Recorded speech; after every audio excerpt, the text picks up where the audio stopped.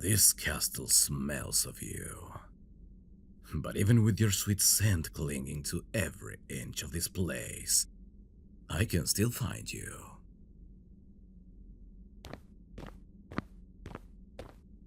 There are other ways to track you. Your feet hitting the ground, your adorable attempts to quiet your breathing, and of course your heartbeat. I go to sleep at night to the imitation of it. But very soon, I'll have the real deal. Why do you hide from me, my love? Were we not the closest of friends growing up?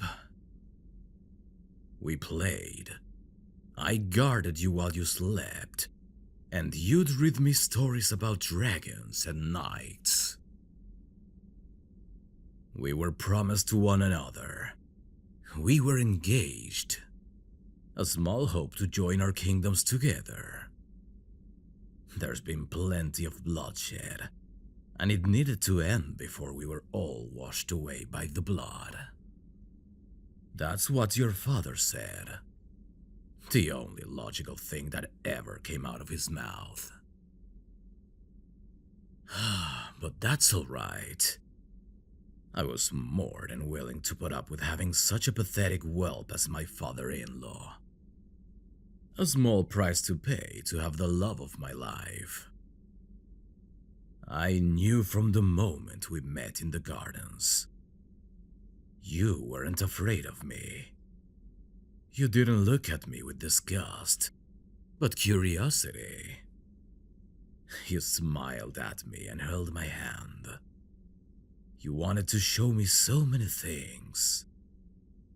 We were so engrossed with our playing, we completely forgot our parents watching unexpectedly. My parents were both concerned by our union and happiness. They didn't want anything to harm their son. Not that they saw you as a threat, of course. Your parents, the king and queen, were never known to keep their word. But my mother and father wanted to give it at least one try.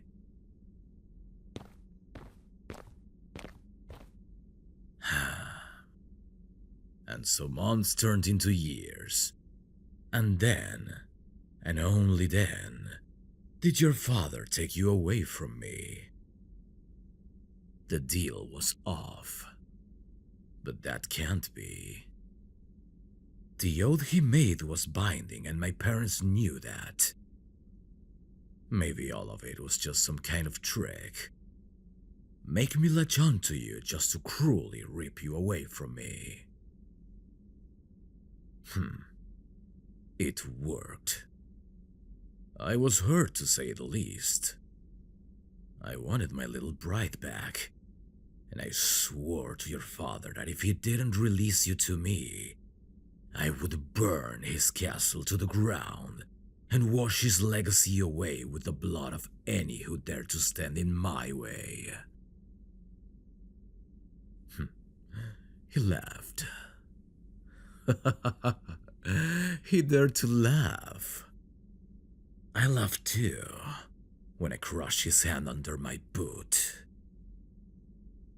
I was eager to see you, but I also wanted to make sure your father knew what he brought upon himself. Many of his subjects were surprisingly unwilling to die for him. Darling?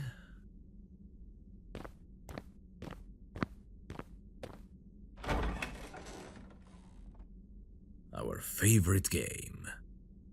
You hide, I seek. I was always very good at tracking you down. All thanks to the dragon's blood in my veins.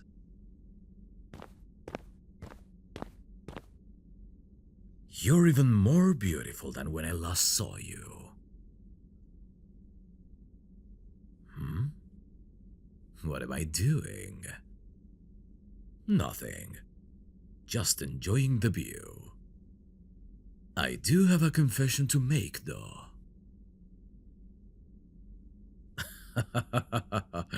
No, I didn't kill your father. He's currently residing in a prison cell. I'll decide what to do with him later. I may have been watching over you this whole time. Ever since they ripped you away from me. I have a gift of seeing through mirrors, and since your vain mother had 5 in every room, I was able to see you from every angle. No spying, just watching over you. I wanted to make sure you were alright, that you were safe, and yes, I wanted to see you. I missed you, and I know you've missed me too. You'd sigh and look at the windows. I wanted to bring you comfort. I got mine by seeing you every day, so I send you gifts. The crows I sent to keep you company. The gifts they brought you were from me. The jewelry. The flowers they'd lay at your feet. Getting one to deliver a book was an interesting experience, but it worked out in the end. My darling, you can ask me anything. How much of you did I see? I'm not sure what you're asking, my love. Try again. I know, but I wanted to hear you say it. Did I see what you do when you're alone? Yes, my darling, I did. And I listened as you called my name. You imagined me all grown up, huh? I hope I don't disappoint. I might be a little taller than you imagined, but it isn't like you grew all that much from when I last saw you. Little bride indeed. Gods, how good it feels to have you glaring daggers at me. I have no problem with your height, my love. I also have no problem leaning down whenever the occasion calls for it. We can continue this conversation on the way to my home. Yes, my home. You didn't expect me to leave you here, did you? Among many threats to your father, I also promised to burn his castle to the ground. And I can hardly do that when you're still inside. Come here. Over my shoulder you go. I hope my shoulder is comfortable, and that the sudden shift in height doesn't disturb you too much.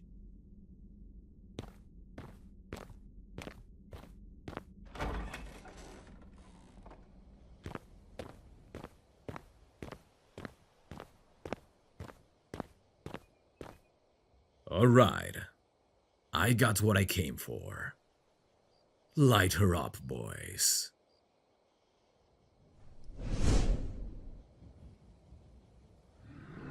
You know, this would have been the day we were meant to ride off to my kingdom together.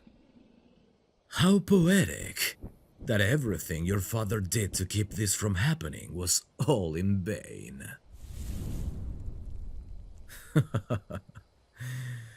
Don't worry, my darling. Nothing will stand in our way again.